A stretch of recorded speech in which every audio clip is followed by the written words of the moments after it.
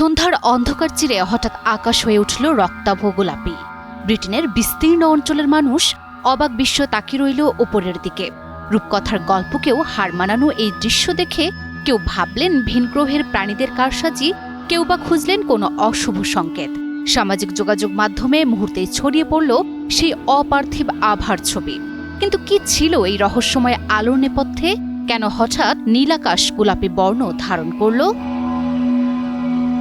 বৃহস্পতিবার সন্ধ্যা ব্রিটেনের পশ্চিম মিডল্যান্ডসের আকাশ তখন অন্ধকার হওয়ার কথা, কিন্তু প্রকৃতি যেন অন্য কোনো খেলায় মেতেছিল।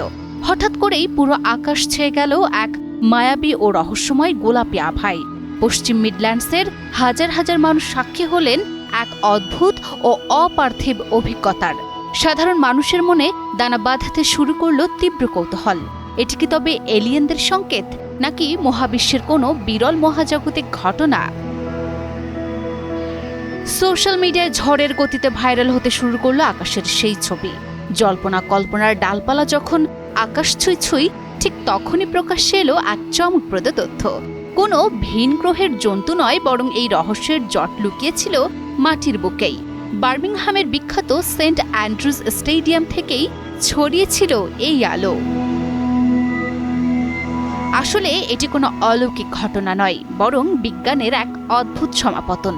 মেট অফিস এবং স্থানীয় সংবাদ মাধ্যম জানায়, প্রচণ্ড তুষারপাত আর ঘন মেঘের কারণে আকাশ তখন কাজ করছিল একটি বিশাল আয়নার মতো। এদিকে বার্মিংহাম সিটি ফুটবল ক্লাবের মাঠ পরিচর্যার জন্য ব্যবহার করা হচ্ছিল শক্তিশালী pink toned LED grow light.